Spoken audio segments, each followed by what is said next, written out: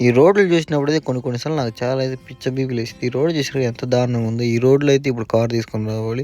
ఈ కార్ చూసినంటే చాలా దరిద్రంగా అయితే అనిపించింది నాకైతే. ఎందుకనో తెలీదు గానీ, ఈ కార్ అయితే నాకైతే నచ్చలేదు. చాలా అయితే డ్యామేజ్‌లు ఉన్నట్టు అనిపించింది. సో, సస్పెన్షన్ లేదు కార్‌లో ముందు. గేర్ ఏస్తున్నా గానీ గేర్ షిఫ్ట్ కావట్లేదు. సో, ఎలాగోలా ఆ కార్ అయితే తీసుకొని అయితే మనం ఇంకైతే బయలుదేరబోతున్నాం. కస్టమర్ వచ్చేసి పెళ్లి ఉన్నట్టుంది ఒక 2 డేస్‌లో. వాళ్ళకి రిలేటివ్స్‌ది. వాళ్ళ ఇల్లయితే కార్డులు పంచడానికైతే వెళ్తాను. ఒక 4 ఇల్లు కవర్ చేసుకొని రావాలి. ఒక ఇల్లు వచ్చేసి 20 కిలోమీటర్స్ దూరంలో ఉంది. ఇంకొక ఇల్లు 15 కిలోమీటర్స్ దూరంలో ఉంది. సో, అలాగా ఒక 4 హౌసెస్ అయితే కవర్ చేసుకుంటూ మనమైతే వెళ్ళబోతున్నాం.